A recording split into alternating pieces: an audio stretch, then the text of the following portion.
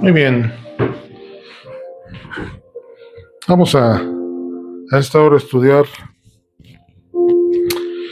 el libro de Daniel. Vamos a Daniel 7, 13 y 14.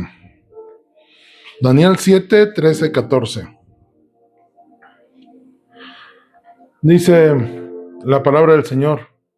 Miraba yo en la visión de la noche, y aquí con las nubes del cielo venía uno como un hijo de hombre, que vino hasta el anciano de días, y le hicieron acercarse delante de él. Y le fue dado dominio, gloria y reino para que todos los pueblos, naciones y lenguas le sirvieran. Su dominio es dominio eterno y nunca pasará, y su reino uno que no será destruido. Vamos a orar.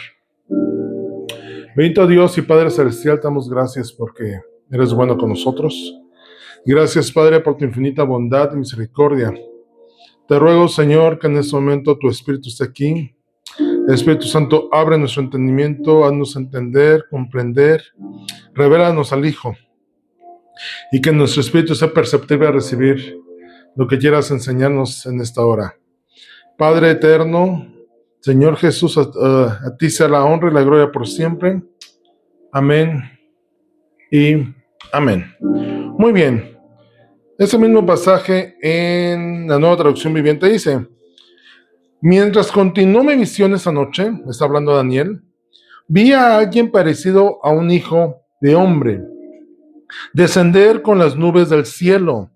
Se acercó al anciano y lo llevaron ante su presencia. Se le dio autoridad, honra y soberanía sobre todas las naciones del mundo para que le obedecieran los de toda raza, nación y lengua. Su gobierno es eterno, no tendrá fin. Su reino jamás será destruido. Y el libro de Daniel viene a ser como Apocalipsis al Nuevo Testamento, Daniel es al Antiguo Testamento. Daniel es un libro que está dividido, de hecho, en dos secciones muy claramente establecidas. Una parte histórica, autobiográfica, que habla de los acontecimientos de Daniel desde su deportación a Babilonia, a pasar sucesos con diferentes reyes. De hecho, se constituyó como un consejero. Es que tuvo varios puestos, ¿no? Pero vamos a poner así, un consejero. Llegó a ser líder de los gobernadores de las diferentes regiones. Llegó a ser líder del séquito o área que se encargaba del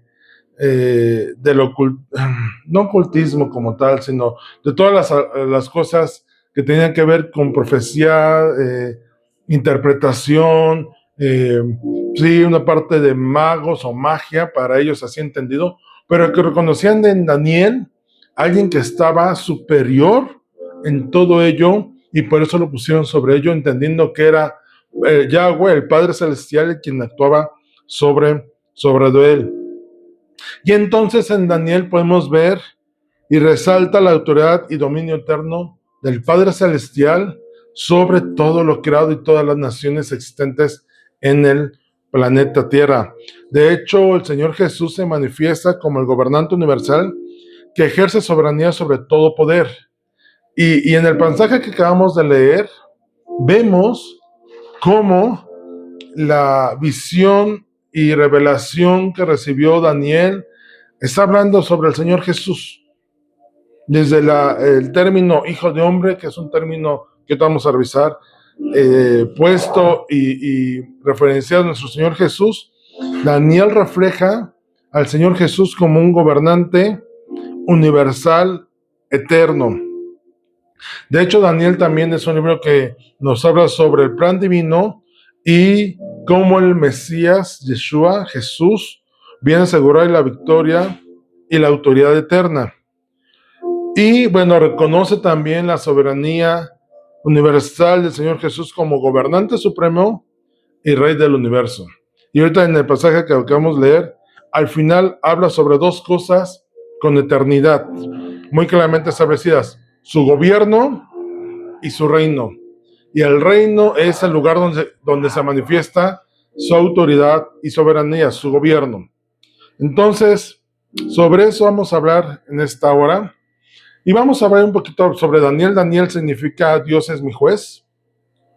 Daniel es un joven, empieza el libro como un joven, termina el libro como un anciano, que fue deportado en el tiempo que Nabucodonosor invadió Babilonia, Jerusalén, la conquistó y llevó en 3 deportaciones a judíos a Babilonia y de ahí los repartió sobre todo su reino. Y de hecho, como les comentaba ahorita, es un libro que dentro de la vida de Daniel se puede ver cómo el Padre Celestial Yahweh nunca pierde el control ni la soberanía sobre los pueblos. De hecho, en una de las visiones, imágenes que tuvo Daniel, habla de cómo el Señor en su autoridad y soberanía sobre todas las cosas, permite que 4 reinos hayan tenido control sobre todas las naciones en un tiempo, para al final llevar al pueblo de Israel, a los judíos, a una victoria como nación, estableciendo que Él tiene el control sobre todas las cosas. Daniel se constituye como un libro de esperanza y una manifestación del control y poder soberano del Señor Jesús sobre el pueblo, aún a pesar de hecho, los mismos pueblos paganos llegaron a reconocer al Señor, a Yahweh, como el Dios sobre todas las cosas. Sabemos de cómo Nabucodonosor tuvo que pasar por 7 años en los cuales tuvo que vivir como una bestia del campo para reconocer, después de un momento de alter ego y de soberbia, decir, miren, todos los reinos del mundo son míos, y el Señor dice, no son tuyos, yo te los di, que es diferente, no son tuyos por tu poder, son tuyos porque yo te los di. Vemos también cómo el Belsasar, y cuando aparece la escritura en la mano, Dios establece que Él tiene el control sobre todos los pueblos y que ese reino le va a ser quitado a Él por soberbio. Después vemos cómo el rey, se me fue el nombre, Ciro, si no me recuerdo, cuando Daniel es echado en el pozo de leones, muchos intérpretes bíblicos consideran que en realidad Ciro ya había recibido la revelación del Eterno de mano de Daniel, y que en ese momento Daniel, cuando le viene esa circunstancia de ser arrojado del pozo de leones, la forma de hablar de Ciro es respecto a la esperanza de ver la manifestación del Padre de Yahweh en la vida de Daniel, respecto a que lo logre salvar del foso de los leones y de los leones mismos en cuanto a su vida. Y de hecho, al otro día, cuando Daniel es salvado, viene un escrito en el cual digan, reconozcan al Dios de Daniel. Y también conocemos en el libro de Daniel como sus 3 amigos que fueron amenazados por no adorar una imagen, después lanzados a un lago, a un horno de fuego encendido más de 7 veces, como una visión de un hijo de hombre dentro del horno, les da a conocer que hay alguien más poderoso y que tiene autoridad sobre todas las cosas creadas y sobre todo lo que se manifiesta poderosamente en lo físico, como puede ser el fuego. También Daniel nos muestra como un ejemplo de santidad y de manifestación de santidad al no permitir contaminarse de lo que Babilonia le ponía a sus pies. Y este ejemplo de Daniel viene a ser uno a imitar por nosotros en cuanto a no contaminarnos de lo que el mundo puede ofrecer. También en Daniel podemos ver una superioridad, yo diría abismal, en cuanto a dones espirituales, y específicamente hablando de profecía y de interpretación y de entendimiento de los tiempos, en Daniel y sus amigos, en los cuales ellos, sobre todo Daniel, tenía este don de interpretación de sueños y la revelación, y Daniel mismo reconoce, esto no es de mí, esto viene del Padre que está sobre todas las cosas, que tiene a bien revelarme lo que es necesario. Y viene a ser una conversación o una expresión muy semejante a José. ¿Recuerdas a José? José, que también interpretaba sueños ante el faraón, también da esa contestación de decir, no, espérame, yo no voy a hablar de mí, voy a hablar de lo que el Señor me diga que te diga en cuanto a los sueños. Y de hecho, José con faraón le dice, el Señor está firme en lo que va a hacer, que te lo ha hasta manifestado 2 veces, dándole la soberanía al Señor, y también esa soberanía sobre todo lo oculto, todo lo ocultismo. Desde José, así como en Daniel, vemos cómo sus intérpretes no pudieron desmenuzar y explicar o interpretar el sueño, mientras que ellos, manifestando el don de Dios, el Espíritu Santo sobre ellos, pudieron dar la interpretación correspondiente. Eso abre un preámbulo también. Los dones espirituales tienen y no para entrar en competencia, no, ni tampoco para que entonces digas, pues como tengo tal don voy a hacer confrontación, no, pero sí, lo oculto, el ocultismo no tiene poder superior a los dones manifestados del Espíritu Santo sobre la iglesia y sobre cada uno de nosotros en cuanto a temer lo oculto cuando tenemos dones espirituales. Y eso desde Daniel podemos verlo. De hecho, fue puesto, les decía, sobre los magos y sabios. De hecho, hay otro contexto que podemos darle a esto, porque eso de magos y sabios no era solamente que hicieran hechicería, sino entendido en los tiempos, estudiosos y toda esta parte. Cuando Jesús nació en Belén de Efrata, que vinieron los sabios de Oriente porque vieron las señales y entendieron los tiempos, viene de una escuela establecida por Daniel en Babilonia, estudiosos en los tiempos, y Daniel les enseñó bíblicamente, en los escritos y profecías de los judíos en ese tiempo, lo que él hablaba, lo que ellos hablaban sobre el Mesías prometido. Y entonces cuando los magos de Oriente vienen, de hecho no eran reyes y no eran magos en cuanto a hechiceros y no eran santos, eran humanos como cualquiera de nosotros, pero eran sabios de Oriente. Y esos sabios, los estudiosos dicen que eran de la escuela heredada de Daniel. Ellos entendieron los tiempos y vieron las señales y dijeron, el Mesías del que habló Daniel va a nacer. Y entonces vinieron, de hecho ellos reconocieron al Mesías. Si hubiera sido una profecía en la cual no creyeran, no se hubieran manifestado, no hubieran hecho un viaje de tal magnitud para ir a ver al Mesías profetizado y que había nacido. Esa es la importancia en la cual podemos ver los dones espirituales sobre cualquier manifestación ocultista y obviamente por el poder del Padre manifestado a través de su Espíritu en los dones. Y por último, Ezequiel, Habacuc, Jeremías y Sofonías fueron contemporáneos de Daniel en estos tiempos, desde su juventud, como el caso de Jeremías.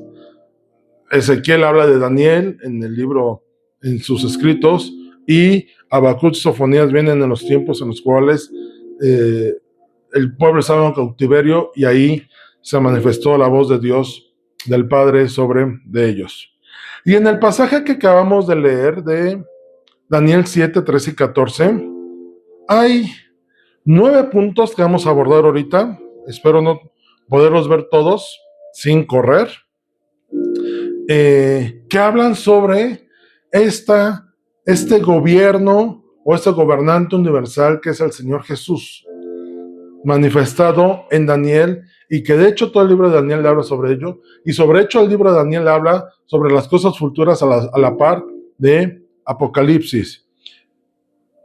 Volviendo a repasar el texto visto, Daniel 7, 13, 14, dice: miraba yo en la visión de la noche, y aquí con las nubes del cielo, con las nubes del cielo venía uno como un hijo de hombre, y ese hijo de hombre, pues obviamente estamos hablando del Señor Jesús, y esta venida en las nubes del cielo es la segunda venida del Señor Jesús, que vino hasta el anciano de días y le hicieron acercarse delante de él.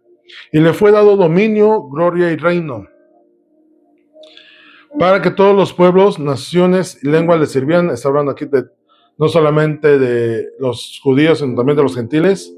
Su dominio es un dominio eterno, que nunca pasará, y su reino uno de los que no será destruido. Y sobre ese pasaje vamos a hablar. Y número 1 es la inmutabilidad. Punto número 1. El Señor no cambia. Y esto, quiero partir con esto porque el pasaje descrito no ha cambiado, no ha tenido modificaciones ni ajustes. De hecho, Deuteronomio 7:9 dice: conoce pues que Jehová tu Dios es Dios.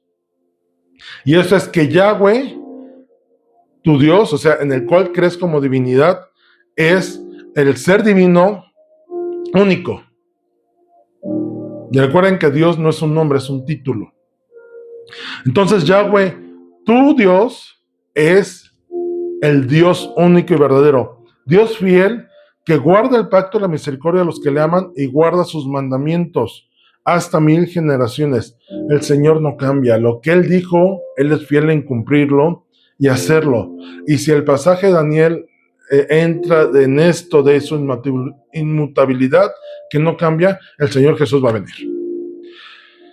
De hecho, el Padre así se manifiesta con el hombre. Eclesiastés 3:14 dice: he entendido que todo lo que Dios hace será perpetuo. Sobre aquello no se añadirá, ni de ello se disminuirá, y lo hace Dios para que delante de él teman los hombres. Está hablando Salomón, el hombre con más sabidurías que ha habitado sobre esta tierra, dada por el Padre. Él mismo llegó a la conclusión de decir: lo que hace el Padre es perpetuo, no añade ni cambia nada. Y lo hace para que nosotros le reconozcamos. De hecho, grandes mentes científicas en la actualidad, en los últimos años, como Hopkins o Einstein, por poner algunos ejemplos, ellos, aún dentro de su sabiduría o su gran IQ o su potencial mental que tenían, ellos reconocieron que sobre toda la creación tenía que ver una mente sobrenatural y más allá de nuestro entendimiento que pudo hacer el universo como lo es. Porque hay tantos sucesos en el universo que no se le pueden adjudicar a la casualidad o a la evolución de las cosas. Tuvo que ver alguien que pusiera sabiduría en ello para que se ejecutaran las cosas. Y así como el Padre es inmutable, así el Hijo. Dice Santiago 1:17: toda buena dádiva y todo don perfecto desciende de lo alto, del Padre de las luces, en el cual no hay mudanza ni sombra de variación. Ese es un texto testimonial del carácter del Padre. Y Hebreos 13:8 dice: Jesucristo es el mismo ayer y hoy y por los siglos. Y Jesucristo, recuerda que es Yeshua HaMashiach, si lo quieres ver en la traducción del origen en hebreo. Yeshua o Yahushua, el nombre del Hijo revelado. Cristo, el Mesías en la traducción griega. Entonces Jesucristo es Yeshua HaMashiach, Jesús el Mesías, el ungido, el escogido.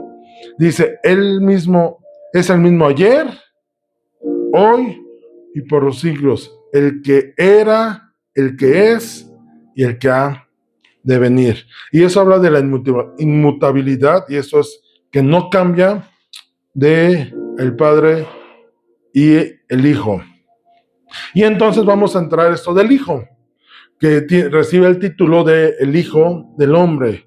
Daniel 3:25 dice: y él dijo, he aquí yo veo 4 varones sueltos que se pasean en medio del fuego sin sufrir ningún daño, y el aspecto del cuarto es semejante a hijo de los dioses.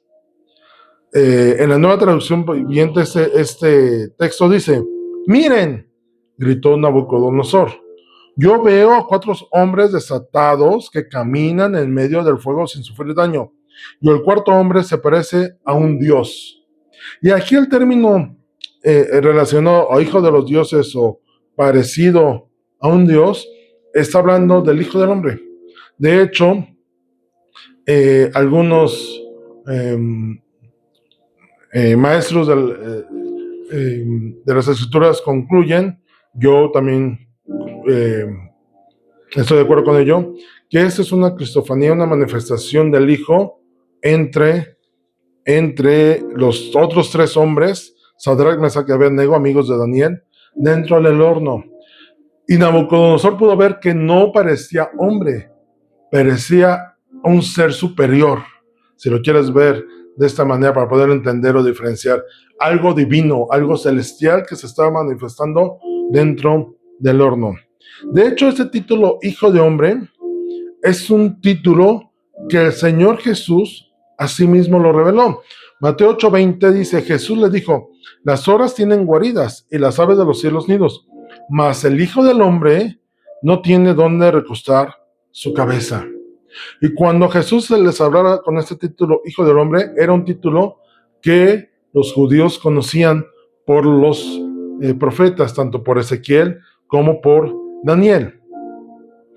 De hecho, Esteban, cuando estaba siendo muerto apedreado, dice en Hechos 7:56, y dijo, he aquí, veo los cielos abiertos, y al Hijo del Hombre que está a la diestra de Dios. Y esto enfureció a los judíos y a los fariseos que estaban ahí, porque sabían de quién estaba hablando y sabían la posición que le estaban poniendo. Y esta revelación que tuvo Esteban no fue imaginación, dice que lo vio, recibió la revelación en ese momento y describió algo en tiempo presente, no algo que iba a ocurrir, sino dijo, está a la diestra de Dios en ese momento, en ese instante. Y en Apocalipsis así se revela. Apocalipsis 1:13 dice, y en medio de los 7 candeleros, a uno semejante al Hijo del Hombre, vestido de una ropa que llegaba hasta los pies, ceñido por el pecho con un cinto de oro. Apocalipsis 14:14. Miré, y aquí una nube blanca, y sobre la nube uno sentado semejante al Hijo del Hombre, que tenía en la cabeza una corona de oro y en la mano una hoz aguda. Y para tener corona de oro y ceñido un cinto de oro en su pecho, está hablando de alguien con autoridad y soberanía, que gobernaba sobre los demás. Alguien no tiene corona si no es que tiene poder y autoridad.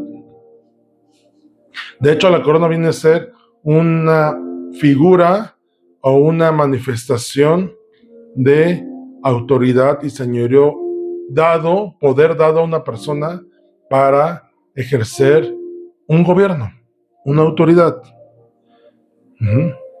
De hecho, también, por ejemplo, en los tiempos de los Juegos Olímpicos, les ponían una corona de laurel. No era de oro porque no significaba que tuviera autoridad, sino reconocían su hegemonía, su autoridad en la prueba a la cual había ganado el atleta. No que fuera rey en cuanto a autoridad, pero sí era una denotación de autoridad sobre su deporte, sobre su actividad. Entonces, del que está hablando Daniel como Hijo de Hombre es el Señor Jesús, sin duda alguna. De hecho, está hablando del Mesías profetizado, y es un Mesías profetizado desde Génesis. Génesis 3:15 dice, desde Génesis. Dice Génesis 3:15. De hecho, esto lo vimos cuando empezamos esta serie de Jesús en toda la Escritura, libro por libro. Cuando empezamos en Génesis, ese fue el pasaje principal en ese momento. Génesis 3:15 dice, y pondré enemistad entre ti y la mujer, entre tu simiente y la simiente suya. Ese te herirá en la cabeza y tú le herirás en el calcañar. Y esa enemistad es de la promesa dada de un Mesías que vendría a aplastar a la serpiente antigua, que es Satanás, y eso se describe en Apocalipsis. De hecho, sabemos, ya lo vimos también en Salmos y en Isaías cuando lo revisamos, que Jesús, Yeshua fue profetizado desde su nacimiento. Miqueas 5:2 dice, pero tú, Belén de Efrata, pequeña para estar entre las familias de Judá, de ti me saldrá el que será Señor en Israel, Señor con S mayúscula, está hablando del Señor Jesús. Y sus salidas desde el principio, desde los días, de la eternidad, perdón, desde la eternidad hasta la eternidad. ¿Cuál es el origen de los días de la eternidad? El infinito. ¿Tiene fin la eternidad? No tiene fin. De hecho, decir que la eternidad tiene principio y fin sería algo contradictorio, porque la eternidad está hablando de algo que no tiene ni principio ni fin.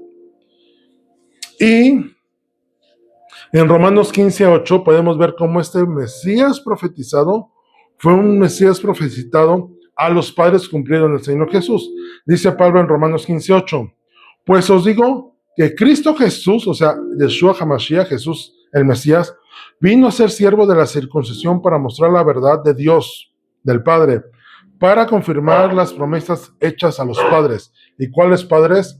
Recordemos que se conoce a Yahweh como el Dios de Abraham, Dios de Isaac, Dios de Jacob, que son los padres de la nación de Israel. Y la promesa dada a ellos en cuanto a la venida de un Mesías prometido se cumplió en el Señor Jesús cuando vino, del cual Pablo dice, Él confirmó las promesas hechas.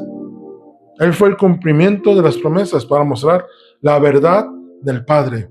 Esto es su inmutabilidad. Él nunca cambió su plan divino diseñado desde el jardín de Edén. Y hace rato en el pasaje de Daniel leíamos cómo sobre su dominio, dice, su dominio es dominio eterno que nunca pasará. Y sobre ese dominio, desde su nacimiento, como hombre, fue manifestado que él seguía conservando y teniendo el dominio sobre todas las cosas. Dice Isaías 9, 6 y 7.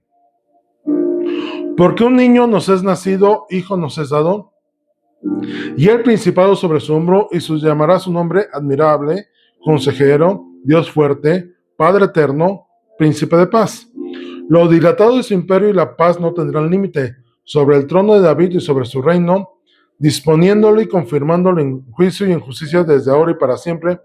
El celo de los ejércitos, del Jehová de los ejércitos, hará esto.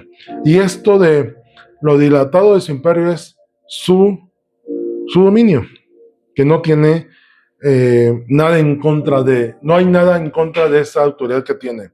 Y este dominio o autoridad que tiene el Señor Jesús se manifestó desde que estuvo aquí en la tierra, en su diario caminar.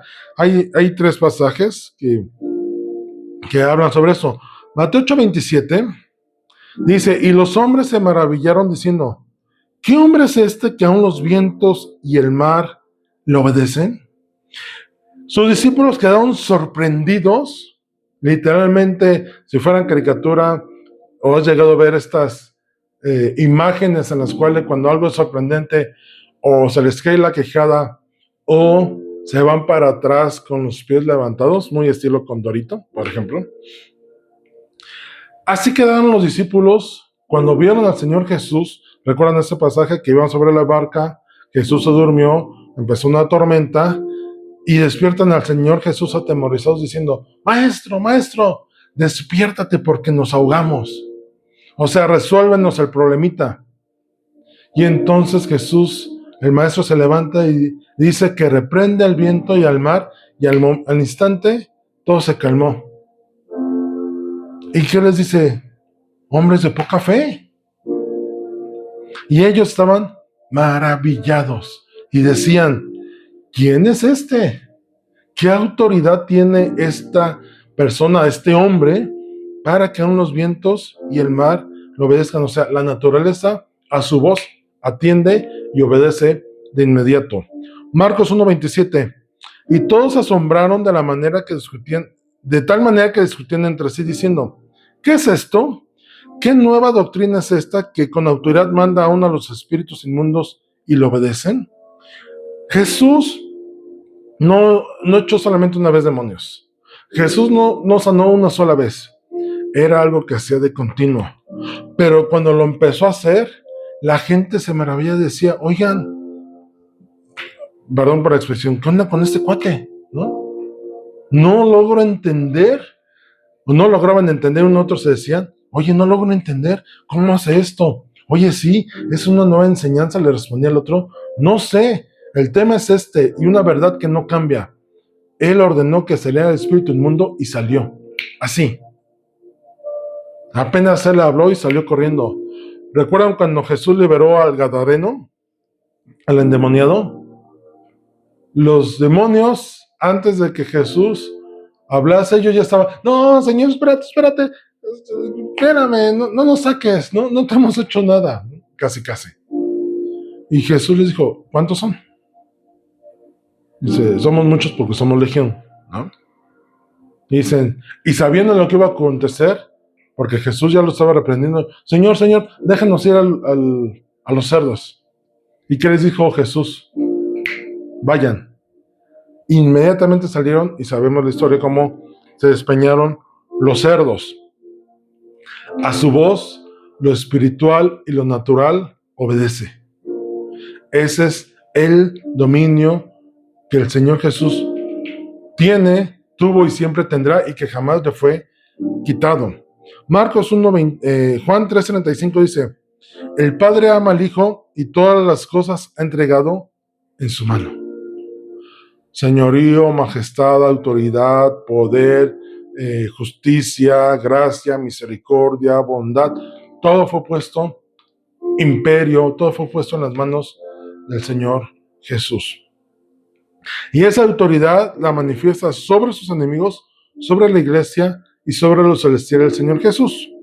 Efesios 1:22 dice, y sometió todas las cosas bajo sus pies, y lo dio por cabeza sobre todas las cosas a la iglesia. La autoridad sobre los enemigos, la autoridad sobre la iglesia, y dice 1 Pedro 3:22, quien habiendo subido al cielo está a la diestra de Dios, y a él están sujetos ángeles, autoridades y potestades. Y esto de ángeles, autoridades y potestades está hablando de lo creado, la autoridad que tiene y sobre las regiones que gobiernan.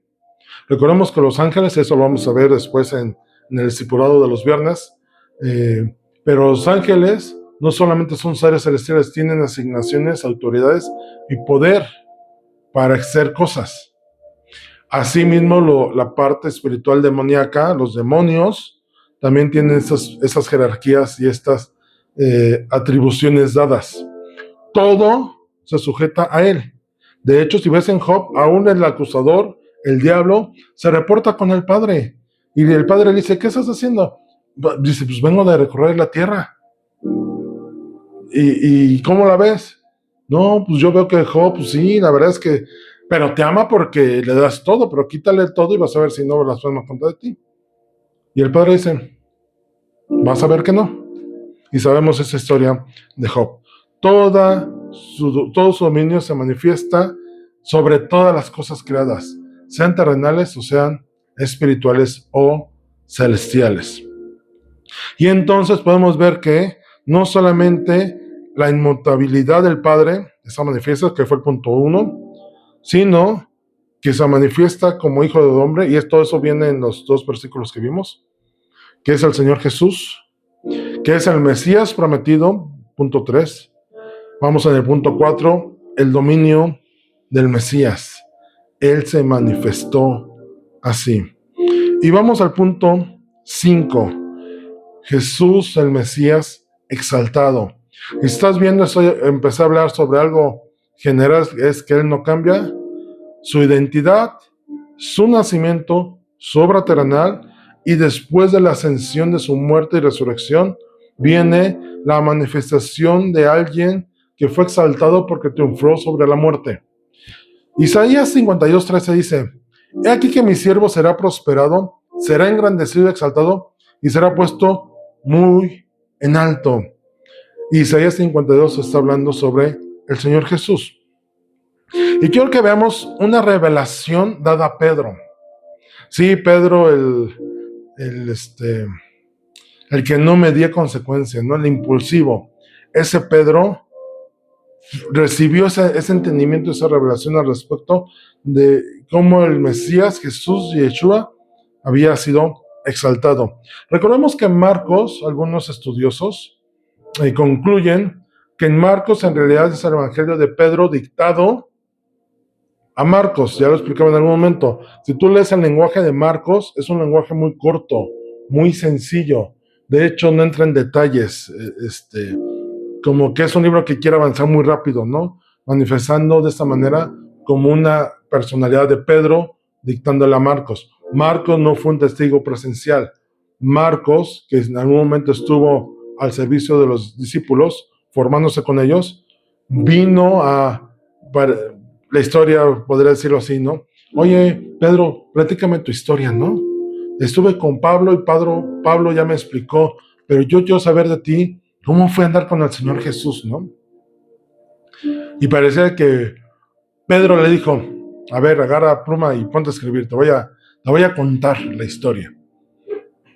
Y vemos en Marcos 16-19 algo expresado, si voy a dejarlo en la posibilidad, ¿no? Que Pedro le pudo haber dicho. Yo creo que sí fue escrito así por algunos detalles que ya manifestamos, ¿no? Pero Marcos 16-19 dice, y el Señor, después que les habló, fue recibido arriba en el cielo y se sentó a la diestra de Dios. Punto. Y está hablando cuando el Señor Jesús ascendió. No entró en detalles, ¿te das cuenta? Simplemente afirmó, y el Señor, después que les habló a los discípulos antes de ascender, fue recibido arriba en los cielos y se sentó a la diestra de Dios. Si tú lees Mateo, Lucas o Juan, este mismo pasaje puedes leerlo con más detalles. Fueron y les dijo en tal lugar los voy a ver, les dio indicaciones, les dio la indicación de ir a ser discípulos, y habiendo dicho esto, fue recibido en los cielos y ascendió y todos lo pudieron ver. Hay más contexto, ¿no? Pedro, o el Evangelio de Marcos, dice, y el Señor después de que les habló, ¿qué les habló? ¿Quién sabe? Pero después de que les habló, ascendió y fue recibido en los cielos y se sentó a la diestra de Dios. De hecho, hace el preámbulo para decir, el fin fue se sentó a la diestra, fue exaltado, fue reconocido por la obra que vino a hacer. Y esto lo confirma Pedro en su primer discurso en Hechos 2:36. Dice, sepa pues ciertísimamente toda la casa de Israel que a este Jesús a quien vosotros crucificasteis, pues no está hablando del Hijo del Hombre, sino está diciendo, ustedes saben de quién estoy hablando, de Jesús, que ustedes crucificaron, el que les dio dolor de estómago, ¿no? El que era para ustedes una piedrita en el camino, el cual atentaba contra sus doctrinas, hablando de la verdad. Dice, Dios le ha hecho Señor y Cristo.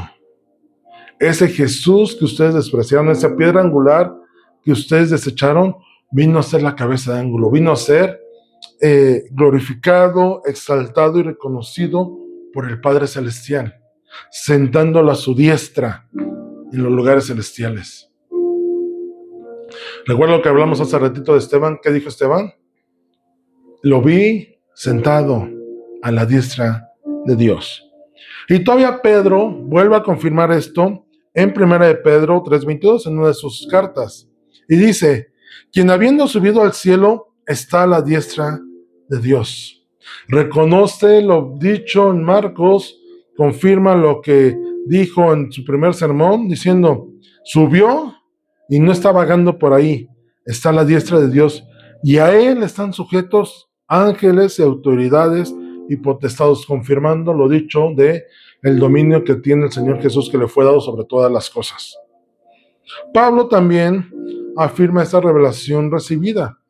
Pablo en Efesios 1:20 dice, la cual operó en Cristo, resucitándolo de los muertos y sentándolo a la diestra en los lugares celestiales.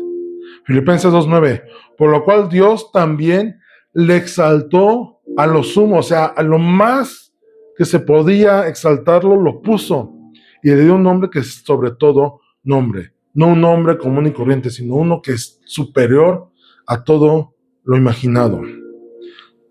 Y después de esa ascensión viene esto: el Señor Jesús vendrá. Cuando se habla en futuro, es del Señor Jesús. Salmo 98:9 dice: delante de Jehová, porque vino a juzgar la tierra, juzgará al mundo con justicia y a los pueblos con rectitud. Y este juzgará no está diciendo que en ese momento Jehová o Yahweh no esté gobernando, sino esto que juzgará está hablando sobre el Mesías, que juzgará al mundo. Recordemos que vendrá el reino milenial de 1000 años, valga la redundancia, gobernando sobre toda la humanidad, el mismo Señor Jesús. De hecho, el mismo Señor Jesús habla de su venida, y esto fue algo revelado a Daniel. Mateo 26:64 dice: Jesús le dijo: tú lo has dicho, y además os digo que desde ahora veréis al Hijo del Hombre sentado a la diestra del poder de Dios y viniendo en las nubes del cielo. Y aquí el Señor Jesús está hablando de dos cosas.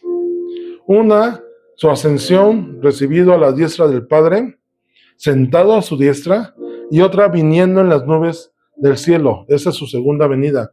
Jesús mismo habló sobre su segunda venida y pareciera que pasó desapercibido para ellos. De hecho, la cena del Señor, descrita en 1 Corintios 11:26, dice: así pues, todas las veces que comieres este pan y beberes esta copa, la muerte del Señor anuncian hasta que Él venga. La muerte del Señor Jesús anunciáis hasta que Él venga. ¿Sabías que la cena del Señor Jesús celebra tres cosas? Conmemora tres cosas. Nos recuerda tres cosas: su muerte, su resurrección y su venida. Su muerte, aquí dice, recordamos, pero para que Él venga, tuvo que haber resucitado. Tres acciones o tres recordatorios en una sola acción: la cena del Señor. En 2 Pedro 3:10, de hecho, nos viene la advertencia de que Él va a regresar. ¿Cuándo? No lo sabemos, pero dice Pedro: pero el día del Señor vendrá como ladrón en la noche, en el cual los cielos pasarán con gran estruendo, y los elementos ardientes serán deshechos, y la tierra y las obras que en ellas hay serán quemadas. Cuando nos demos cuenta, el Señor Jesús ya estará aquí. Y sabes que los tiempos se están cumpliendo. Vuelvo a insistir: el tiempo del Señor está cerca, y vamos a ser la generación que veremos todos estos sucesos. Por lo cual, arrepiéntete y corrige tu andar y caminar. Alíñate a los principios, a la voluntad del Padre, para que puedas disfrutar el reino de Dios. De hecho, este reino justamente es el punto que sigue. Daniel también lo habló, es el reino eterno.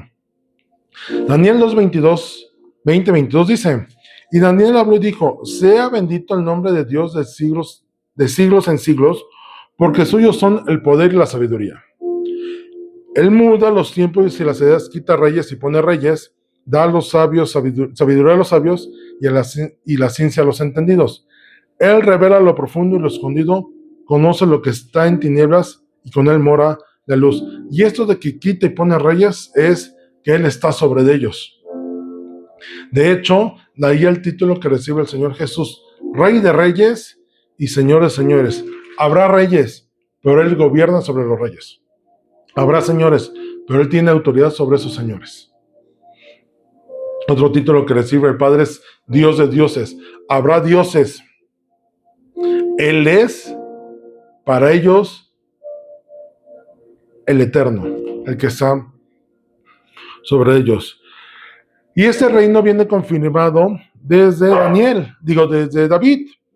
En 1 Crónicas 17, cuando Dios habla del pacto que va a hacer, que hace Él con David y su descendencia, prometiéndole un hijo que nacerá de su descendencia, que se sentará en el trono y reinará.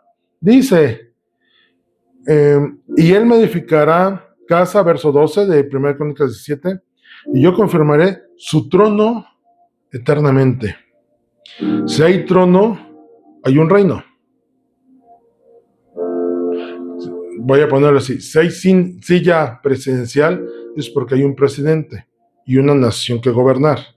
Si hay trono es porque hay un reino sobre el cual tiene autoridad y poder. Y esa es una promesa dada desde David, de su descendencia. Salmo 89, 29 dice: y pondré su descendencia para siempre y su trono como los días de los cielos. Y si los días de los cielos son eternidad, está hablando de un trono, un reino eterno.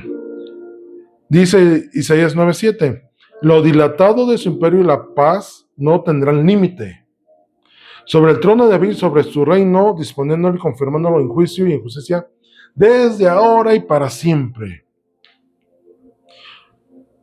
De hecho, su reino fue confirmado desde su mismo nacimiento. ¿Recuerdas cuando fue llevado al templo para ser presentado y entonces ser circuncidado?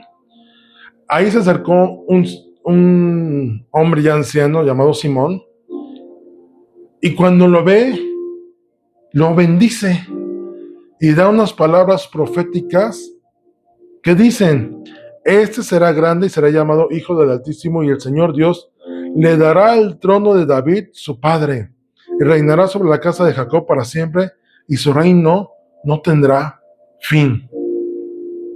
Él no conocía quién era José ni María, no sabía quiénes eran su ascendencia de padres, ¿no? De dónde venían. Pero sí recibió la revelación del Espíritu Santo de decir: es Él, ese es el Mesías prometido. Y cuando lo vio, glorificó a Dios y le bendijo. Y sus palabras fueron: Señor, ahora puede este siervo morir en paz, porque mis ojos han visto al Salvador. Mis ojos han presenciado, son testigos, soy testigo ocular, vivencial, de que has cumplido tu palabra de que ibas a mandar un Salvador, y aquí está. Esas fueron las palabras de Simón. Y va a recibir él un reino eterno. O sea, va a venir está viniendo a ser salvación para toda la humanidad. De hecho, si tú no reconoces al Señor Jesús y su obra en la cruz, no tienes acceso al reino. Segunda Pedro 1:11 dice: porque de esa manera os será otorgada amplia y generosa entrada en el reino eterno de nuestro Señor y Salvador Jesucristo. Y no es que sea un reino de exclusividad, pero sí tiene un requisito de entrada.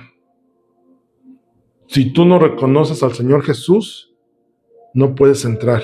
De hecho, ahorita vamos a hablar un poquito de ello. Porque todas las personas le reconocerán.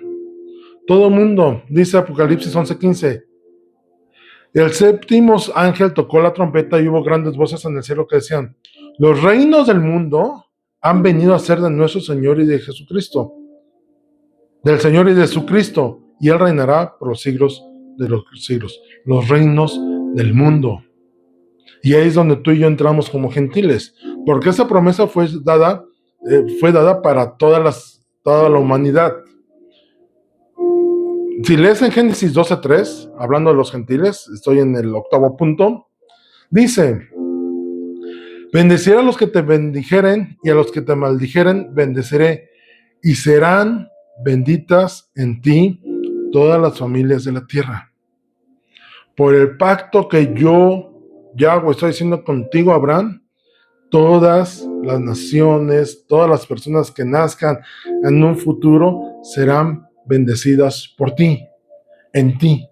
Y esto es que la promesa que yo te estoy dando será alcanzable para todas las personas que quieran creer.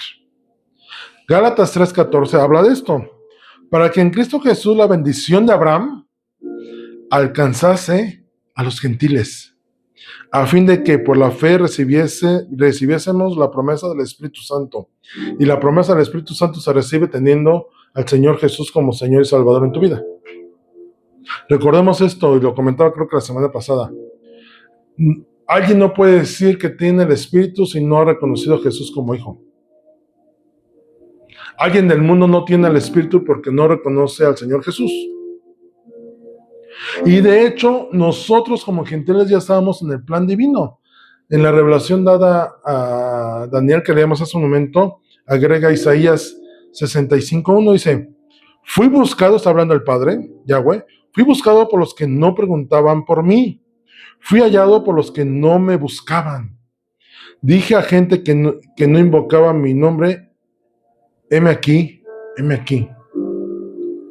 Cuán poderoso es el Padre Celestial y la obra de Redentor del Señor Jesús, que dice que los suyos vino y los suyos no lo recibieron. Y entonces dijo: bueno, si ustedes no quieren, hay quien sí quiere. Están los gentiles. Desde Isaías, el Señor, el Padre Celestial, ya estaba reconociendo que habría naciones que vendrían a Él y dirían: yo no sé ellos, pero yo quiero reconocerte como mi Señor. Yo quiero reconocerte como el eterno Dios de la humanidad. Yo quiero reconocerte como el que está sobre todas las cosas. Nabucodonosor lo hizo y era gentil. Rahab, que habitaba en Jericó, que era cananea, reconoció al Señor Jesús y en ella fue dada promesa de la genealogía del Señor Jesús. Ruth, que era moabita, que era una gentil dentro del pueblo de Israel, en ella también estuvo involucrada en la genealogía del Señor Jesús, recibió bendición porque reconocieron al Mesías como Señor. Y no eran judíos de nacimiento, pero reconocieron. El Señor Jesús tenía previsto en su plan divino que aún aquellos que no habían nacido en la promesa de Israel recibieran la salvación eterna a través de la obra del Señor Jesús. El Señor Jesús no vino a morir por judíos solamente, sino por judíos y gentiles. Y es ahí donde entramos nosotros. Pablo fue enviado a predicar a los gentiles.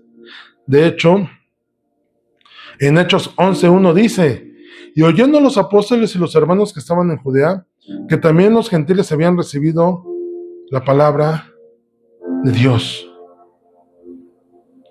Si ellos pensaban: no es gentil, el gentil no tiene la capacidad de entender, se quedaron sorprendidos cuando dije: oye, también recibieron, también entendieron y recibieron el Espíritu de Dios, el Espíritu del Espíritu Santo, el Consolador, lo recibieron. ¿Y qué le dijeron a Pablo? Oye, nosotros nos quedamos aquí a los judíos y ustedes váyanse a los gentiles. Compártanles y que sean añadidos los que tengan que ser añadidos. De hecho, cuando Pedro dio su primer discurso, no fue exclusivamente a judíos, también fue a gentiles, porque dice que había de muchas naciones que estaban congregados en Jerusalén. Y cuando él les habló y vino sobre ellos el Espíritu Santo en Pentecostés, dice que todos podían entender el mensaje porque cada uno les hablaba en su propia lengua respecto al Evangelio. ¿Ya lo consideraste? Y en ese momento se convirtieron 5,000 personas, no exclusivamente judíos, sino de naciones extranjeras. Ahí empezaron a conocer, porque dice: cada quien lo escuchó en su propia lengua. Dice Romanos 9:24: y aquí, si Dios, queriendo mostrar su ira y hacer notorio su poder, soportó con mucha paciencia los vasos de ira preparados para la destrucción, o sea, cuando estábamos mostrando misericordia, y para hacer notorias las riquezas de su gloria, las mostró para con los vasos de misericordia que él preparó de antemano para gloria, a los cuales también ha llamado, esto es, a nosotros, no solo de los judíos, sino también de los gentiles. Como también en Oseas dice: llamaré pueblo mío al que no era mi pueblo, y a la no amada, amada. Muy semejante a lo que leímos en Isaías. Tú y yo como gentiles entramos dentro de ese pacto que recibió en revelación Daniel para vida eterna, dentro de ese reino eterno manifestado por el Señor Jesús. Y por último, ya como gentiles, ¿qué es lo que vamos a hacer allá? La adoración universal, el reconocimiento pleno del Señor Jesús. 1 Reyes 8:43, que es un pasaje alterno al de Crónicas, 2 de Crónicas 7, de la dedicación del templo, dice: Tú irás en los cielos, en el lugar de tu morada, y harás conforme a todo aquello por lo cual el extranjero hubiera clamado a ti, para que todos los pueblos de la tierra, conozcan tu nombre y te teman, como tu pueblo Israel, y entiendan que tu nombre es invocado sobre esta casa que yo edifiqué, está hablando Salomón. Todas las naciones de la tierra vendrán y reconocerán al Señor como Dios eterno. De hecho, reconocemos al Padre por quien es Él. Salmo 67:3 dice: te alaben los pueblos, oh Dios, todos los pueblos te alaben. Todo lo que respira, dice Salmo 150, alaba al Señor. De hecho, hay que alabarlo en todo tiempo. Salmo 113:3 dice: desde el nacimiento del sol hasta donde se pone, sea alabado el nombre del Señor. Y todo esto lo estoy poniendo en contexto porque Él es digno de reconocimiento y de alabanza. Y cuando venga su reino y se establezca, y cuando todas las naciones del mundo le reconozcan como Señor, todas las naciones de la tierra le alabarán y le adorarán.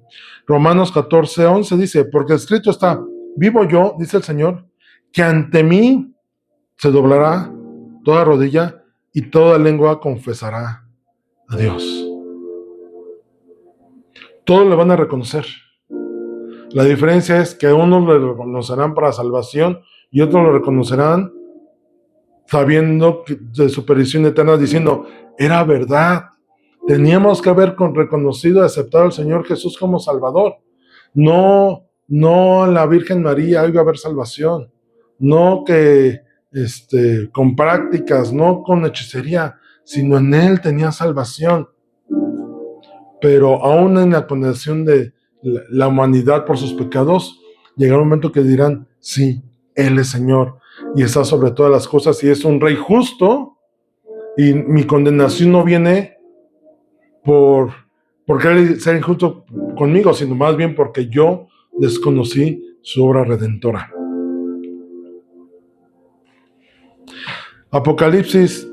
Filipenses 2:9, dos versículos más y terminamos. Por lo cual Dios también le exaltó hasta lo sumo y le dio un nombre que es sobre todo nombre, para que en el nombre de Jesús, de Yeshua o Yahoshua, se doble toda rodilla de los que están en los cielos y en la tierra y debajo de la tierra, y toda lengua confiese que Jesucristo es el Señor, para gloria de Dios Padre. Nadie se va a salvar de esto. Dicen, hay algunas cosas que no pueden ser cambiadas, que sí o sí nos van a pasar, y una de ellas es la muerte. ¿Y sabes cuál es otra cosa que sí o sí todos vamos a pasar? Todos nos vamos a arrodillar y vamos a reconocer que Él es Señor. Que el Señor Jesús, que Yeshua es Señor. Y Apocalipsis 15:4 dice: ¿quién no te temerá, oh Señor, y glorificará tu nombre? Pues solo tú eres santo, por lo cual todas las naciones vendrán y te adorarán, porque tus juicios se han manifestado. Por su santidad, todas las naciones vendrán a reconocer, decir: sí, Él es santo. Yo soy imperfecto, pero Él es el sello de la perfección en todas las cosas. Y le reconocerán. Vendrán y le reconocerán de todas las naciones. Y todo esto fue revelado a Daniel en lo que subió en 7, 13 y 14. Lo que recibió Daniel en ese momento fue una revelación hacia futuro de los sucesos por venir en cuanto al Señor Jesús, de ser profetizado, el título que recibiría, su obra redentora, su imperio manifestado, su venida, su reino eterno, manifestado a toda lengua, a todas las naciones gentiles, reconociendo su autoridad y señorío, alabándolo y adorándolo. Hay mucha gente que dice, de hecho traté de no ocupar versículos de otros profetas para poder mostrar, o si alguien dijera, ay sí, pues usted está utilizando versículos de los profetas que hablan también sobre el Mesías prometido, ¿no? Pues así, qué chistes, no. Toda la escritura habla del Señor Jesús.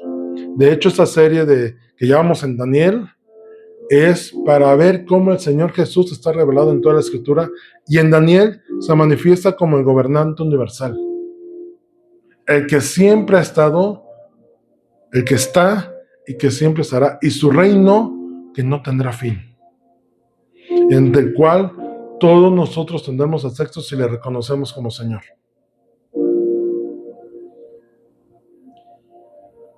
Tengamos la seguridad de una vida eterna en Él gobernando sobre todo. Y yo te diría esto: no batalles con Él, no vayas en contra de Él, arrepiéntete porque los tiempos están cercanos. Y eso que Él prometió de que Él regresará, va a regresar. Y cuando Él regrese, no habrá ya más tiempo, porque el tiempo de misericordia se habrá cerrado. Dice Pablo en Romanos, ¿qué pues? ¿Vamos a pecar para ver hasta dónde Él extiende su gracia? En ninguna manera. No vamos a pecar con la intención de comprobar algo. Dejemos de pecar porque Él está mostrando misericordia. Vamos a orar. Padre Celestial, bendito eres tú. Gracias, Señor de la eternidad, porque eres bueno con nosotros, por tu misericordia manifestada.